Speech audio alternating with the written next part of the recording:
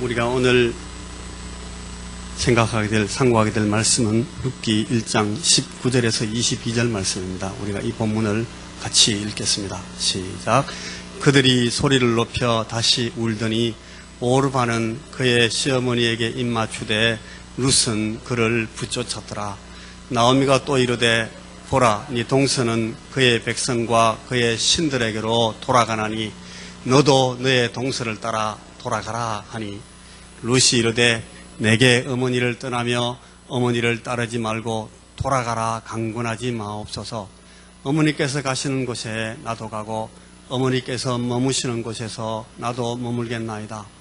어머니의 백성이 나의 백성이 되고 어머니의 하나님이 나의 하나님이 되시리니 어머니께서 죽으시는 곳에서 나도 죽어 거기 묻힐 것이라. 만일 내가 죽는 일 외에 어머니를 떠나면 여호와께서 내게 벌을 내리시고 더 내리시기를 원하나이다 하는지라. 나오미가 룻이 자기와 함께 가기로 굳게 결심함을 보고 그에게 말하기를 거치니라. 이에 그 두 사람이 베들레헴까지 갔더라. 베들레헴에 이를 때에 온 성읍이 그들로 말미암아 떠들며 이르기를 이가 나오미냐 하는지라. 나오미가 그들에게 이르되 나를 나오미라 부르지 말고 나를 마라라 부르라. 이는 전능자가 나를 심히 괴롭게 하셨음이니라. 내가 풍족하게 나갔더니 여호와께서 내게 비어 돌아오게 하셨느니라. 여호와께서 나를 징벌하셨고 전능자가 나를 괴롭게 하셨거늘 너희가 어찌 나를 나오미라 부르느냐 하니라. 나오미가 모압 지방에서 그의 며느리 모압 여인 룻과 함께 돌아왔는데 그들이 보리 추수 시작할 때에 베들레헴에 이르렀더라. 아멘. 기도합니다. 우리의 상처받고 우리의 거친 마음들을 주님 대못에 뚫린 피 묻은 손으로 만지실 때 나음을 입었습니다. 우리 가슴 아픈 여러 가지 어두운 사연들을 하나님 앞에 가지고 나왔지만은 갈보리 십자가 우리 주님의 그 사랑을 우리에게 보여주실 때에 우리가 다 치유함을 입었습니다. 지금도 우리가 이 사실을 주님 앞에 고백하면서 우리 생명이 끝날 때 그때까지라도 끝까지 우리가 이 십자가 붙들고 나갈 사실을 우리 마음 가운데 작정하고 주님 앞에 고백합니다. 주님, 우리의 연약함에 믿음 더하여 주시고 우리가 더욱 강건히 주님의 그 사랑 안에 주의 은혜 안에 서게 하여 주시옵소서. 지금도 우리에게 주님께서 주의 말씀들을 차근차근 들려주시고 주께서 우리를 어떻게 사랑하시는지 하나님께서 우리를 위해서 어떤 계획을 갖고 계시는지 우리가 그 앞에 어떻게 순종하면서 살면서 하나님을 기쁘시게 할 수 있는지를 우리에게 다시금 가르쳐 주시옵소서. 예수님 이름으로 기도하옵나이다. 아멘. 여러분, 지금 우리가 함께 봉독했던 그 성경 말씀, 그 말씀은 소중한 하나님의 말씀의 한 부분입니다.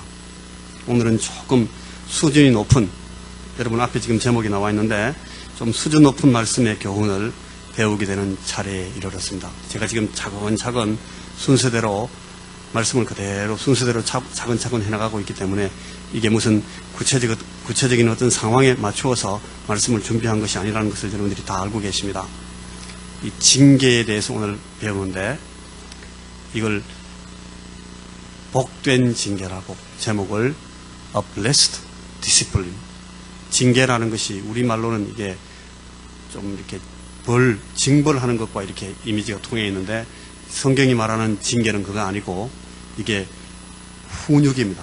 아버지가 자녀들을 교육시키기 위해서 다루는 그 훈육, 이걸 디시플린, 영어로는 그렇게 말하는데 오늘 우리가 이 룻기 1장에서 그런 말씀을 이렇게 봉독해 보겠습니다. 자, 이게 먼저 조금 다른 쉬운 번역으로 더 편안한 번역으로 19절 이하의 목소리를 우리 목소리 같이 해서 19절 이하의 말씀을 한번 읽어보겠습니다. 같이 시작.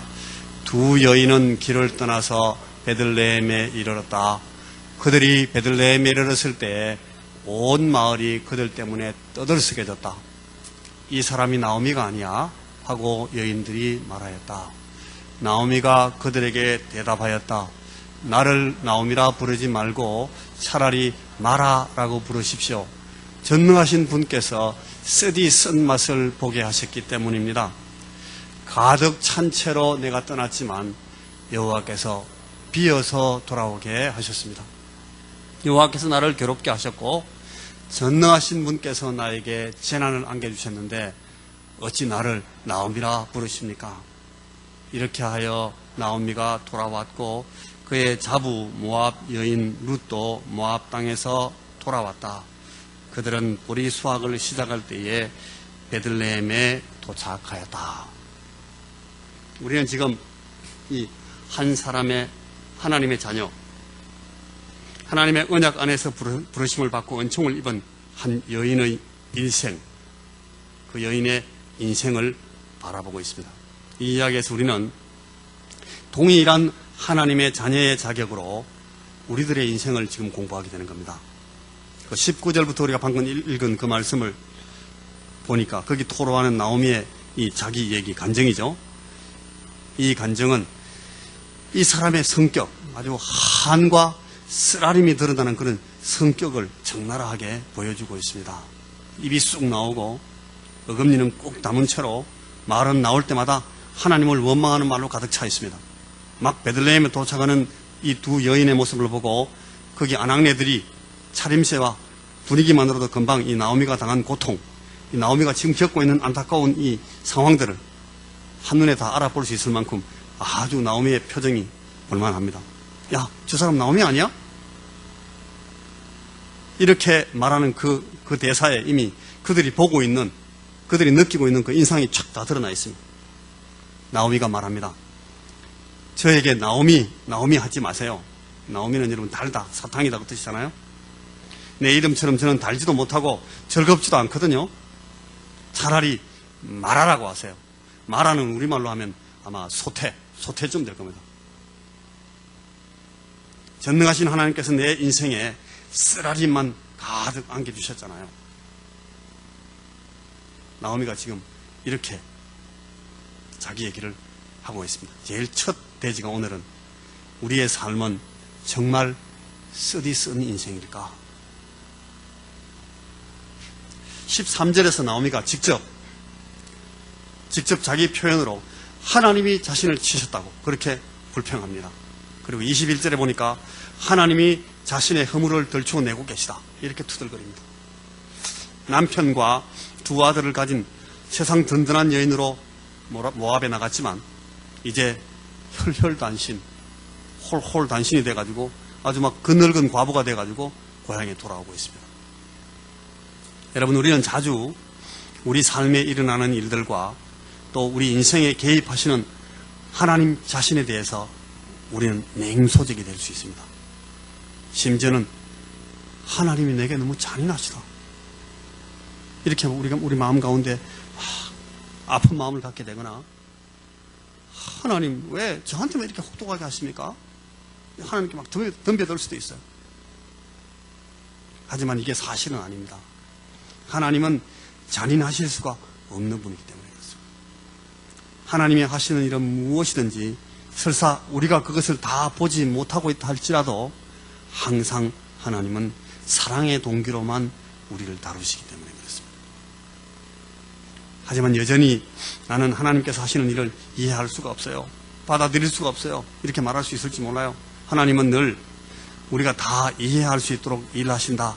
그렇게 약속하신 일이 없지만 하나님께서는 하나님 그분의 주권과 경륜 안에서 하나님의 자녀된 저와 여러분을 위해서 관리하시고 관리하시고 섭리하시고 또 무엇이 가장 최선의 선한 것인지를 아시는 분으로 일해주고 계십니다. 그래서 하나님에 대해서 냉소적이 되고 이게 영어로는 이걸 시니컬하다 그래요. 하나님께 공격적이 되는 것은 참 어리석은 일입니다. 이런 방법으로 하나님께 더 가깝게 나갈 수 있다거나 더욱이 하나님의 뜻과 계획을 바꾼다든가 하나님의 생각을, 하나님의 계획을 흔들 수는 없습니다. 더 나은 상황을 만드는데 전혀 도움이 되지 못합니다. 여기 룻기 1장 처음에서 우리 주인공인 이 나오미는 우리가 지난번에 봤던 것처럼 그릇된 결정을 내렸습니다. 언약의 땅을 떠나서 이방으로 나가기로 했습니다. 하나님의 말씀이 그 사실을 찌르고 지적하면서 룻기를 시작했습니다. 그리고 다시 그 장의 이 1장의 흐름을 가운데서 나오미는 자기 며느리에게 하는 말들을 우리가 조금 전에도 읽었습니다만 아주 잘못된, 참 잘못된 그릇된 충고를 막 해댑니다. 너희 신들에게 돌아가라. 아주 해서는 안 되는 그런 충고를 하는 자신의 영적 상태가 된 겁니다. 그리고 이 1장 끝부분에 가니까 이 나오미는 아주 쓰디쓴 기질과 성격을 드러내 보이면서 하나님에 대해서 냉소적인 태도를 취하면서 아주 신랄해졌습니다. 이게 문제가 되는 것은 이런 과정들이 점차적으로 나오미 자신을 더 아프게 하고 더욱 해치고 있다는 사실 때문에 그렇습니다. 이 길지 않은 우리 인생을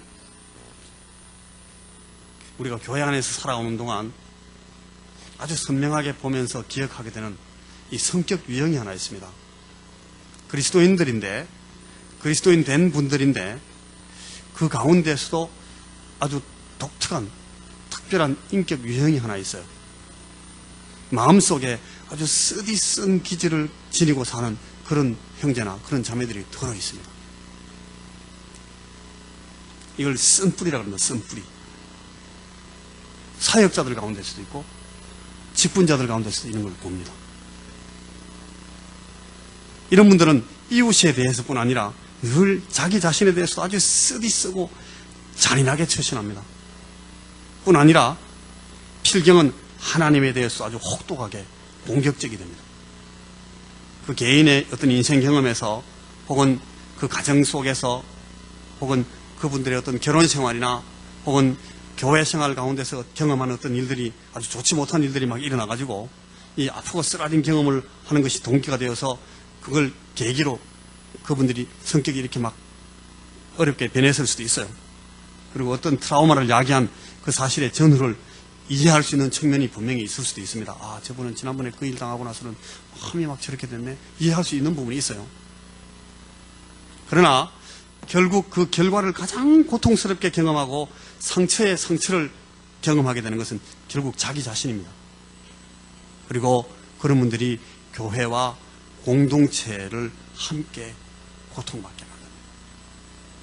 우리가 그렇게 되지 않을까? 조심해야 돼요. 근데 하나님 말씀은 이 주께서 말씀으로 보여주신 이 하나님의 성품은 그런 종류의 아픈 이유들 때문에 너희가 그렇게 돼서는 안 된다. 그렇게 권고하시는 겁니다. 하나님은 말리시고 또 하나님은 붙잡으십니다. 이 아주 시니컬한, 이 냉소적인 이런 것은 상황을 더 악화시킬 뿐입니다. 또 거기 관여되어 있는 그 해당 인격을 더 비참하게 만듭니다. 불쌍히 여기시는 하나님의 마음, 이걸 말씀하지만은 그런 하나님의 말씀을 듣지 않으려고 하고 외면하려고 막 이렇게 애쓰는 동안 그 인생은 여러분, 우리 인생이 길지 않고 너무 우리 시간의 이 아까운 부분들을 이 쓰라린 마음으로 한이나 막 악에 바쳐서 낭비하거나 허비해버릴 수가 있습니다. 참 이게 가슴 아픈 일입니다. 이런 사실에 대해서 반복되는 충고를 듣고 일의 전후를 분명히 알게 됐으면서도 그렇게 고집스럽게 버티는 그런 분들이 있는가 하면 여러분, 심지어는 일부러 아주 혹독한 삶을 선택하고 자초하는 그런 분들도 들어봅니다.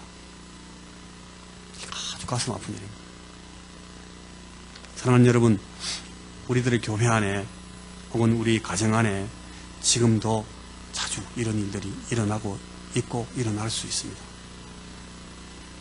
여러분, 어쩌면 오늘날 이 현대 정신, 이 포스트 모더니즘이라고 말한다든가 혹은 후기 실존주의 가치관에 절대적인 자아 존중 사상이 쏟아놓는 가장 안타까운 현상의 하나가 이겁니다. 자기 감정과 의지를 폭발시켜서 하나님께 반발하면서 포기하듯이 덤벼드는 것을 아주 장렬하고도 멋있는 인생 표현의 방법이라고 부추기고 속입니다.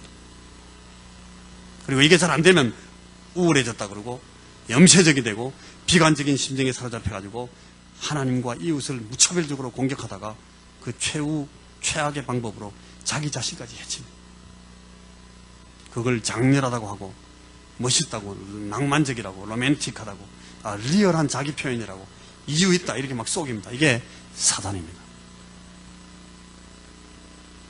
당신이 나를 그렇게 만들었어? 그래? 당신이 내 인생을 이렇게 끌고 왔다 이거지? 좋아. 그럼 내가 한번 이렇게 보여드리지. 당신이 만들었다는 이 걸작을 내가 한번 보기 좋게 깨뜨리고 뭉개주마. 내가 이러면서 술과 연기와 마약과 이 극도의 흥분과 혼란을 만드는 극단적인 자극에 빠져들어가지고 그냥 자기를 다 파괴해버립니다. 말 같지도 않은 얘기지만 오늘 어떤 부류의 예술가들과 사상가들조차 이런 데서 이 아름다움을 찾겠다 그러고 여기서 무슨 의미를 찾겠다고 그렇게 시도하는 사람들이 있습니다. 온갖 방법으로 자기를 망가뜨리고 모욕하다가 급지 않은 take on life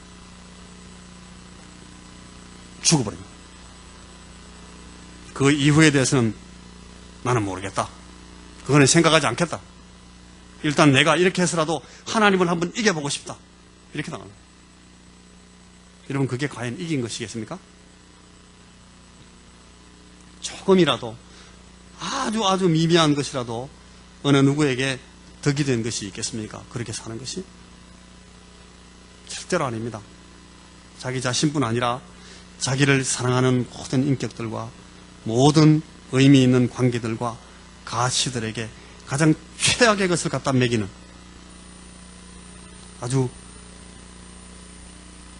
비참한 일입니다. 철저히 절망함으로 극한의 고통을 자취하는 방법이 될 뿐입니다. 우리가 이런 데로 나가면 안 되고 우리 자녀들이나 우리 주변의 사람들, 우리 가까운 이웃들이 이런 식으로 가지 않도록 우리가 계속 노력해야 돼요. 하나님을 이겨보려는 쓰디쓴 자기 성질 때문에 이렇게 자기를 파괴하는 사람들이 있습니다.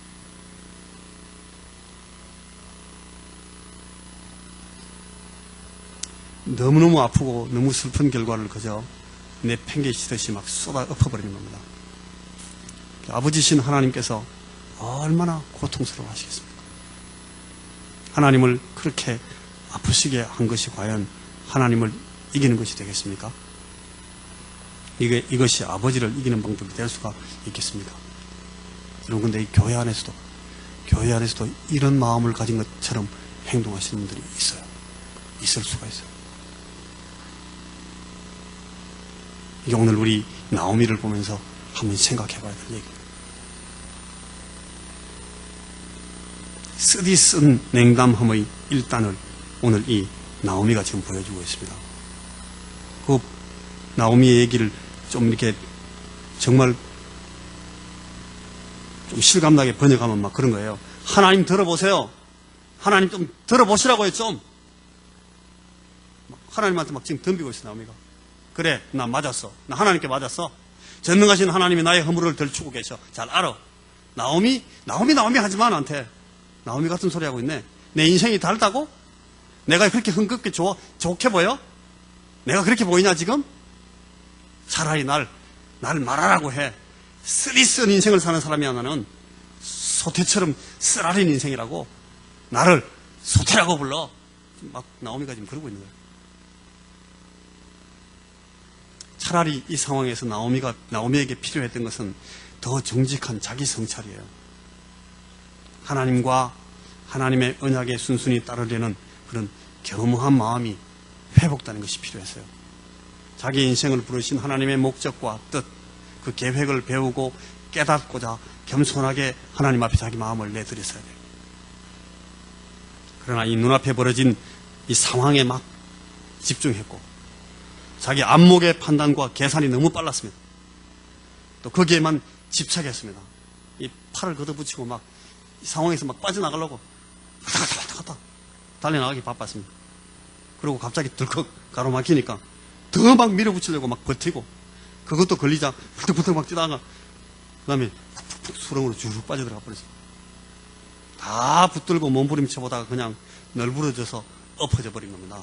이게 룻기 제일 앞부분에 나오는 이 나오미의 진상입니다. 한 걸음만 더 물러서 가지고 침착하게 이 상황을 잘 바라봤으면, 잠시만 숨을 돌리고 마음을 가다듬었으면 이렇게까지 몰리지 않았을 수도 있는데,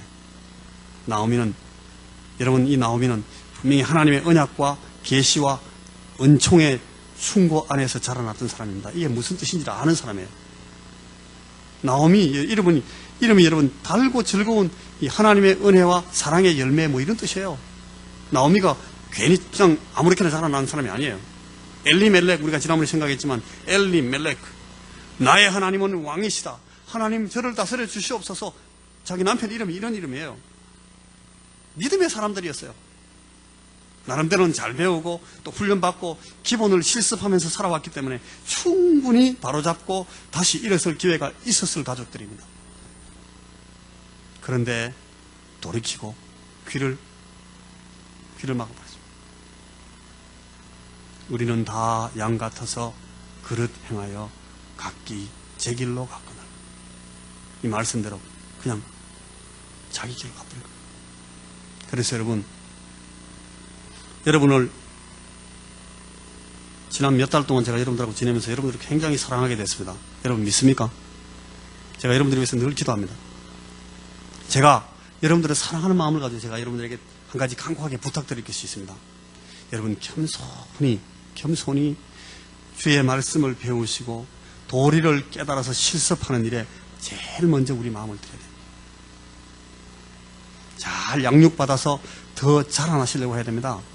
나는 이제 다 자랐어. 그게 아니고 그리스도인으로서 더 성숙해지고 더 온전해지시는 일에 늘 관심을 가지고 거기에 시간을 들이셔야 됩니다. 그걸 위해서 자꾸 열심을 내고 헌신하는 일, 그것보다 더 중요한 일은 없습니다.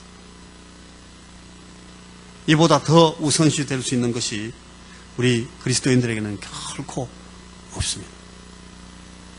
오늘 우리 교회 안에서 이거보다 더 중요한 일은 없습니다.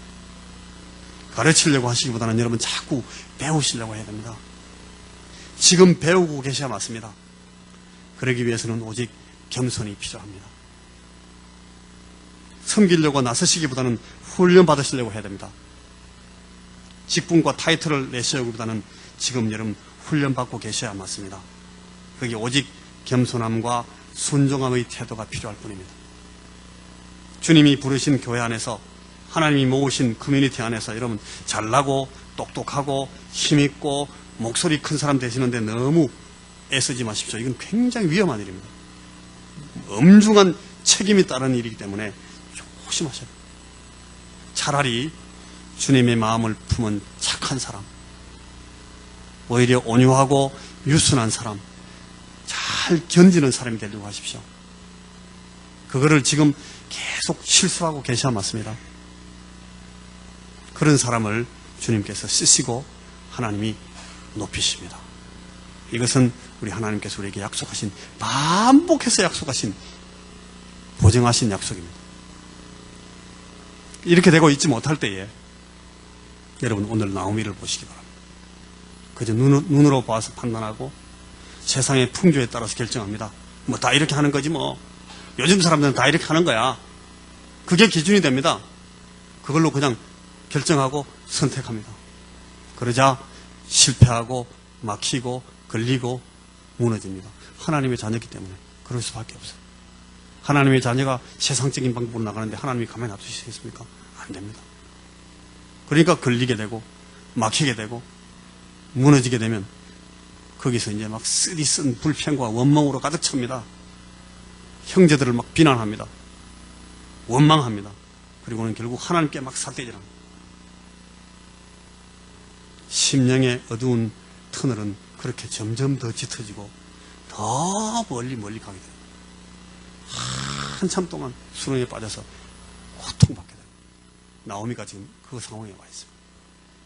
자, 두 번째는 여러분 오늘 이 디시플린, 이 징계의 진정한 뜻을 한번 봅니다.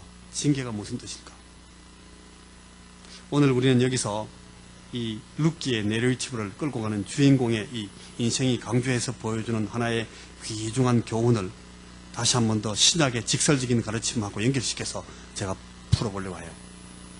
이 나오미의 간증, 이 테스티모니, 이게 드러내고 있는 중요한 주제는 한 가지가 이겁니다. 하나님께서 당신의 자녀들을 키우시고 다루시는 하나의 매너, 이 방법이 있다는 겁니다. 이걸 우리가 지금 공부해야 됩니다. 여러분 지금 보고 계시는 것처럼 오늘 이 목사가 지금 여기 어떤 의도를 가지고 기획한 설교를 하고 있지 않습니다. 하나님의 말씀이 가르치고 설명해주는 사실을 차례대로 그대로 지금 제가 보여드리려고 애쓰고 있습니다. 이 하나님의 징계는 아들 만들기입니다. 아들 만들기, 디시플린, 그런 뜻입니다. 하나님이 우리를 아들 만드시는 방법으로 다루신다는 겁니다. 그게 징계입니다. 그래서 이 징계의 끝이 항상 하나님께서 준비하신, 하나님께서 계획하신 대로 아주 복된 곳으로 갑니다. 히브리서 12장 가면, 신약성경 히브리서 12장에는 직설적으로 이 징계에 대해서 주옥 같은 가르침을 주는 말씀이 있어요. 우리가 다 같이 한번 읽어보겠습니다. 히브리서 12장 1절 시작.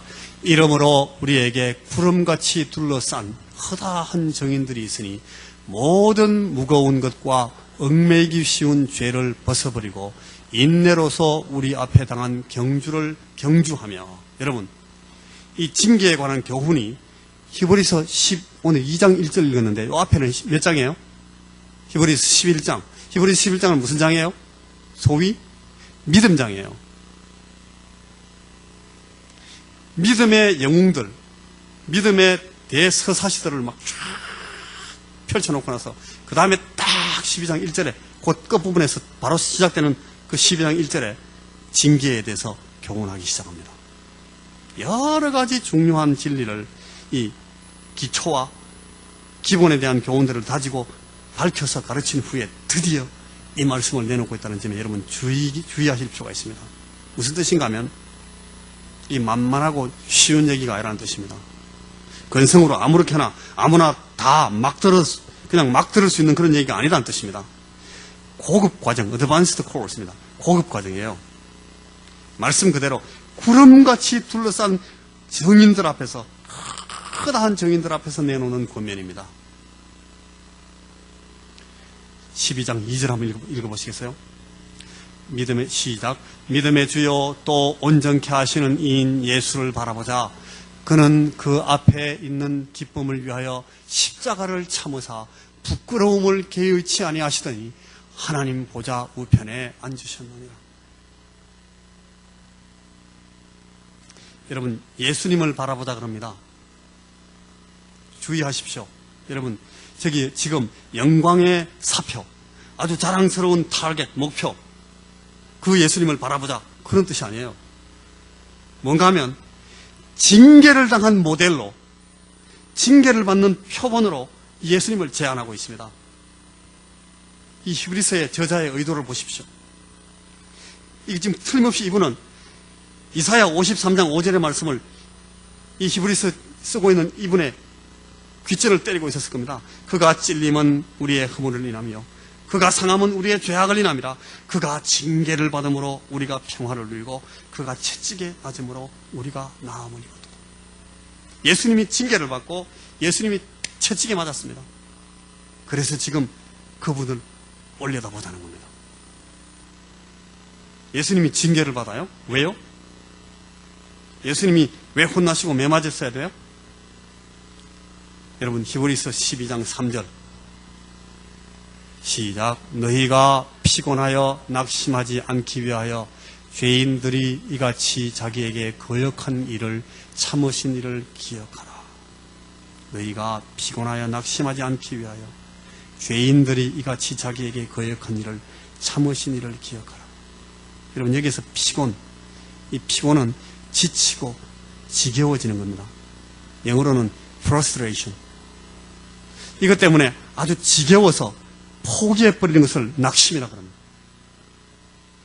피곤하여 낙심한다.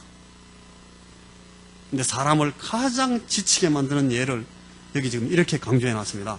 죄인들이 이같이 자기에게 거역한 일을 참으신 것을 기억하라.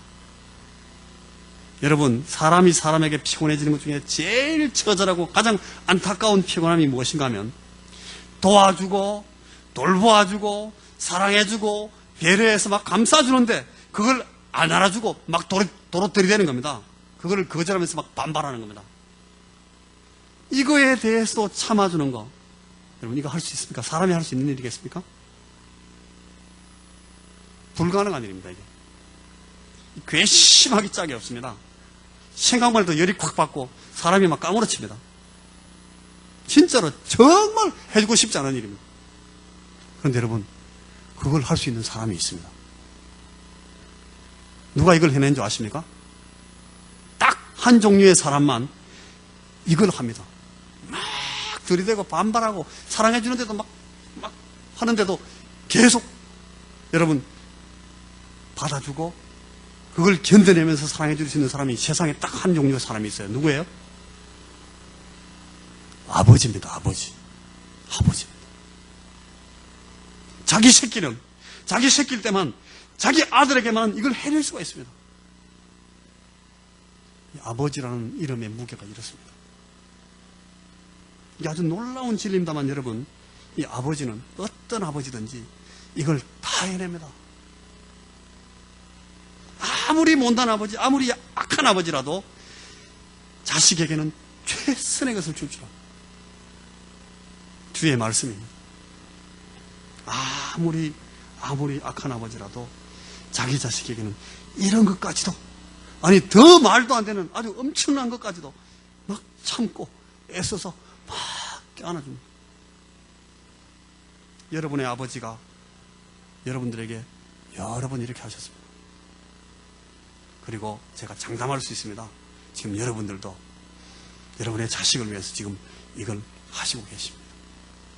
아버지는 하고 어머니는 합니다. 여러분도 앞으로도 계속 이거 할 겁니다. 뭘 믿고 제가 이걸 장담할 수 있는가 하면 여러분, 이게 바로 하나님의 아버지 마음입니다.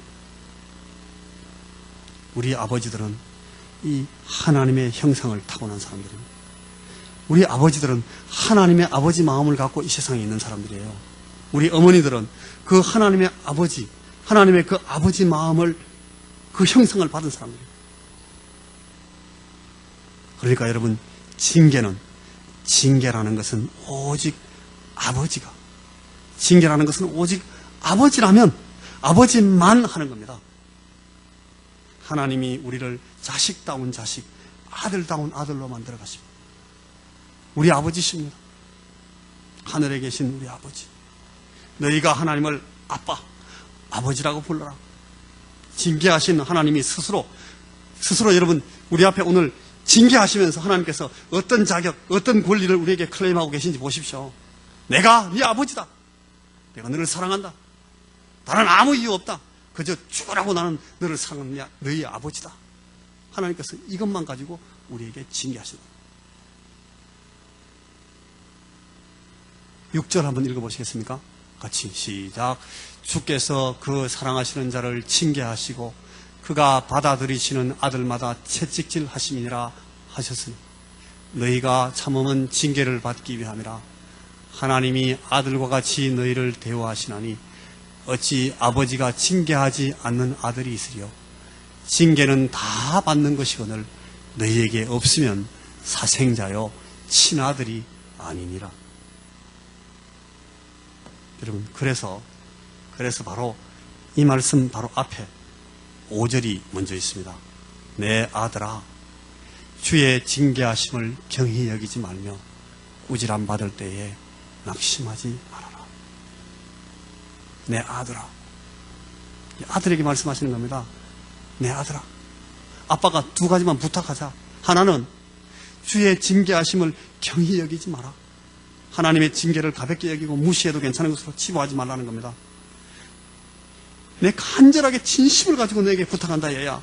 가볍게, 함부로 그냥 무시하지 마라. 징계가 있다. 너에게 그것이 반드시 있다. 하나님이 아버지시기 때문이다. 그리고 둘째로 또 부탁한다. 꾸지람 받을 때 낙심하지 마라. 혹시라도 너 이렇게 벌 받고 하나님이 너 미워서 때리는 걸로 여기지 마라. 자칫 그렇게 오해하다가는 너 낙심하기 딱 좋게 된다. 그런 얘기입니다. 아빠는 아들 벌 주시지 않습니다. 여러분, 아들이 벌 받을 일이 있으면, 피할 수 없이 벌 받을 일이 있으면 아빠는 그걸 늘 자기 머리 위에 뒤집어 얹습니다. 아빠가 자기를 보라고 막 자기를 때립니다. 여러분, 제 잘못입니다. 제가 이 자식 잘못 키워서 그렇습니다. 제가 잘못했습니다. 아버지는 다 그렇게 합니다. 어느 아버지나 다. 하나님이 그런 아버지십니다. 주께서 그 사랑하는 자를 징계하시고 그가 받아들이시는 아들마다 채찍질하십니다. 여러분, 이 말씀의 뜻을 아시겠습니까? 하나님이 우리를 징계하시지만 하나님은 늘 하나님 자신을 막 치십니다. 우리 때문에. 아버지. 그래서 결코 가볍게 여기면 안 됩니다. 그래서 절대 낙담하면 안 됩니다. 이 두 가지를 여러분, 징계를 받는 자의 기본 자세라고 말할 수 있습니다. 가볍게 여기면 안 됩니다. 그리고 낙심하면 안 됩니다. 아, 내가 오늘 하나님 앞에 징계받는구나. 그렇게 생각하실 때마다 여러분, 이 두 가지 가볍게 여기면 안 됩니다. 또 한 가지는 낙담하면 절대 안 됩니다. 이제 11절을 함께 읽어보시겠습니까? 11절 시작. 무릇 징계가 당시에는 즐거워 보이지 않고 슬퍼 보이나 후에 그로 말미암아 연단을 받은 자들은 의와 평강의 열매를 맺느니라. 저에게 이렇습니다. 하나님. 그리고 여러분, 우리 모두에게 하나님이 이렇습니다. 여러분, 한 분 한 분에게 하나님은 항상 이렇습니다. 아픕니다. 슬프죠. 꾸지람이니까. 아무도 징계를 즐거워할 사람 없습니다. 그러니까 이 징계와 관련해서 여러분, 분명한 선언적인 진리 몇 가지는 이렇습니다. 우선 이걸 하나님이 하신다는 겁니다. 징계는 하나님이 주도하십니다. 그리고 이걸 아버지신 하나님이 하신다는 겁니다. 아버지 마음으로 하신다. 사랑입니다. 하나님의 사랑이 징계의 동기입니다. 그리고 또 하나, 하나님은 분명한 목적을 가지고 징계하십니다. 아들과 같이 대우하셔서 아들다운 아들로 만드시려고 이걸 하신다는 겁니다. 그래서 여러분, 결론적으로 이 징계는 반드시 있는 것이고, 여러분, 징계는 반드시 있습니다. 저에게도 있고 여러분에게 있습니다. 앞으로도 있을 겁니다. 그리고 그 끝은 반드시 복된 것입니다. 복스러운 것입니다. 징계는 이런 겁니다. 자, 이제 마지막으로 세 번째, 네가 이 성공의 증거가 되라 하는 교훈을 생각하면서 말씀을 마칩니다. 여러분, 이제 하나님이 우리를 견책하시고 징계하실 때에 그분은 단순히 우리의 불순종을 벌하시고 하나님 우리를 막 갈구시는 거 아니다 하는 것이 분명해졌습니다. 그렇죠? 자녀된 우리들의 품성과 인격을 하나님 자녀답게 키우시고 발전시키려고 도우시면서 훈련하시는 겁니다. 그렇죠? 우리는 오르파처럼 하나님의 견책을 스쳐들으면서 가볍게 여기고 지나가 버릴 수 있습니다. 그것의 축복됨을 잊어버리고 무시하고 그냥 떠났습니다. 오르파. 우리는 또 나오미처럼 하나님의 징계에 항거하고 견책하심에 도전할 수 있습니다. 신랄하고 시니컬하게 달려들 수 있습니다. 자기의 실수를 인정하고 죄를 자복하고 돌이켜 하나님의 목적으로 방향을 틀어잡는 대신에 원망하고 불평하고 하나님이 불공평하시다, 내게만 유독 거칠고 하나님 왜 이렇게 잔인하셔, 하나님 나한테 왜 이렇게 혹독하십니까, 고집스럽게 막 밀어붙일 수 있습니다. 이 나오미는 하나님이 아버지의 심정으로 안타까워하시면서 그를 회복시키려고 애쓰고 일하시고 막 룻을 통해서 자기의 부서진 삶을 짜맞추기 위해서 노력하고 계시다는 사실을 전혀 인지하지 못합니다. 그런데 여기 룻이 있습니다. 하나님의 징계를 인정합니다. 수용하고 받아들이면서 복종합니다. 룻이 하나님에 대해서 막 신랄하고 시니컬해지는 표정이 보이지 않습니다. 절대 찾아올 수 없습니다. 사랑하고 존경하는 어머니, 아주 동정하고 공감할 측면이 있습니다만 막 아픈 표현을 가지고 시니컬하게 막 하나님 앞에 덤벼드는데도 한 번도 동조하지 않습니다. 오히려 거기에 대해서 조용히 수그리고 침묵하는 모습이 이 룻의 모습입니다. 비참해하면서 자학적이 되거나 그래서 포기해버린다거나 우울감에 빠진다거나 그러지도 않습니다. 하나님이 보고 계시는 자신들의 고통에는 뜻이 있다. 하나님이 목적을 갖고 계시는구나. 하나님이 이끄시는 데는 반드시 정하신 방향이 있구나 하는 것을 룻은 벌써 알아보고 있습니다. 룻이 지금 그걸 믿고 있습니다. 여러분, 비통한 얼굴로 돌아온 이 나오미 빈손입니다. 슬픔과 분노가 얼굴에, 표정에, 말에 다 드러나고 있습니다. 룻이 함께 동행함으로써 이제 혼자가 되지 않은, 홀로 있지 않게 된 이 엄청난 어드밴티지에 대해서도 이 나오미는 감사하지 않고 있습니다. 오히려 룻이 감사합니다. 살아계신 하나님을 믿고 이제 하나님의 친백성된 것을 룻은 막 감격스러워합니다. 어렵고 난감하지만 새로운 시작을 할 수 있다는 것을 룻은 반기고 즐거워하고 있는 것처럼 우리가 볼 수가 있습니다. 하나님은 이 과부 시어머니와 며느리를 위해서 계획을 갖고 계셨습니다. 준비하고 계셨습니다. 이 보리 추수가 시작되고 있을 때에 룻이 보아스의 밭에서 이삭을 줍도록 배려하십니다. 보아스는 룻과 사랑하게 됩니다. 이 모든 과정을 통해서 하나님의 뜻과 계획을 따라 하나님의 선하심, 헤세드, 하나님의 굿니스, 하나님의 그 선하심을 이루어 가시도록 인도하실 것입니다. 하나님은 섭리로서 우리가 깨닫든 깨닫지 못하든 우리 삶 가운데서 일하고 계십니다. 하나님은 우리 가운데서 역사하고 계십니다. 우리가 그분을 신뢰하기만 하면 하나님은 우리에게 말씀하여 가르쳐 주시고 설명해서 보여주시고 우리를 다시금 격려해 주시고 하나님 우리를 인도하시면서 그 가운데서 영광을 받으십니다. 여러분, 오늘 우리에게 어떤 간증이 있습니까? 우리는 혹시 하나님께 막 신랄해지지 않습니까? 하나님 좀 심하시잖아요? 하나님 왜 내게 이러셔요? 분노가 막 치밀어 오르시는 것 여러분 없습니까? 원망하고 불평하시지 않습니까? 비통한 나오미 곁에 이 쓰디쓴 마음의 이 시어머니 옆에 아버지신 하나님을 신뢰하고 묵묵히 그분에게 의지하는 룻이 있다는 것을 우리가 지금 보고 있습니다. 여러분, 어떤 징계를 경험하신 적이 있습니까? 지금 여러분 혹시 어떤 징계를 받고 계십니까? 민감하셔야 됩니다. 예민해지셔야 됩니다. 이게 복된 길입니다. 그리고 하나님의 말씀을, 오늘 이 말씀을 기억하셔서 가볍게 여기지 말고 절대 낙심하시지 말아야 됩니다. 하나님의 목적을 배우시고 하나님의 사랑을 신뢰하시기 바랍니다. 고치고 바로잡고 겸손히 순종하는 길이 무엇인지를 돌아보시기를 바랍니다. 하나님께 복종하고 그분이 우리 대신 우리를 위해서 일하시도록 내드리십시다. 이 전능하신 하나님을, 사랑하는 아버지를 의지하고 신뢰하리라 하는 믿음을 여러분 선언하셔야 됩니다. 하나님께서 여러분을 세상을 향한 당신의 놀라운 증거로 들어올리실 것입니다. 기도하십시다. 우리를 사랑하시는 우리 아버지 하나님, 우리를 사랑받는 자녀들로, 아들과 딸로 대우하시고 대접하시고 다루어 주시는 것을 감사합니다. 사랑의 손길로 우리를 징계하실 때에 우리가 가벼이 여기지 말고 낙담하지 말고 그 아버지의 손을 신뢰하면서 이 아버지의 계획과 목적을 믿으면서 하나님께 의존하게 하시고 하나님께 복종하게 하시고 주께서 가르치시는 그 교훈에 온전히 순종하는 자들 되게, 착한 아들과 딸들 되게 우리에게 은혜를 베풀어 주시옵소서. 예수님 이름으로 기도하옵나이다. 아멘. 헌금 찬송하겠습니다.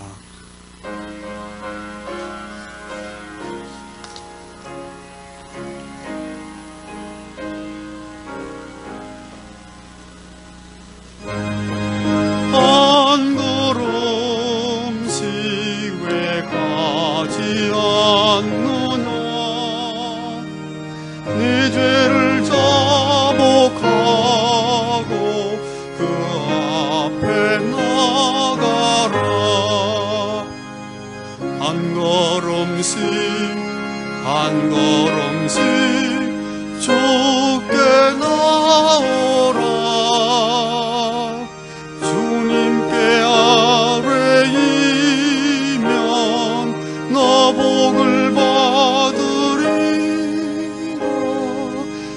값없이 주는 은혜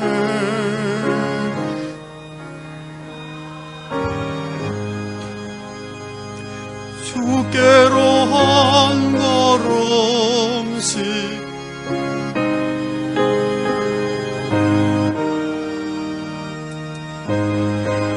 너를 맞아 내 죄를 사하리 한 걸음씩 한 걸음씩 주께 나오라 주님께 아뢰이면 너 복을 받으리라 값없이 주는 은혜 너 거절 말아라 주님께 한 걸음씩 은혜 받으라 기회를 잃지 말고 내 마음 정하라 한 걸음씩 한 걸음씩 주께 나오라 주님께 아뢰이면 너 복을 받으리라 값없이 주는 은혜 너 거절 말아라 4절 주께로 한 걸음씩 나서 아뢰라 기쁘게 너의 몸을 주 앞에 두리라 한 걸음씩 한 걸음씩 주께 나오라 주님께 아뢰이면 너 복을 받으리라 값없이 주는 은혜 너 거절 말아라 여러분 한번 주위를 쓱 돌아보십시오. 보시면 굉장히 오랜만에 뵙는 분들이 있습니다. 그죠? 또 처음 뵙는 분들도 있습니다. 자, 여러분 이 오늘 오래간만에 뵙는 이런 분들을 위해서 이 시간에 기도하는 시간을 드리겠습니다. 기도하십시다. 하나님, 오늘 이렇게 우리가 주님 앞에 예배하는 날, 우리 주님께서 우리에게 새 생명 주시고 우리에게 우리를 의롭게 하시기 위해서 부활하신 그 부활하심을 기념한 이 주일날에 주님 앞에 나와서 예배드릴 때에 하나님 우리 사랑하는 형제와 자매들을 우리에게 보내주신 것을 감사합니다.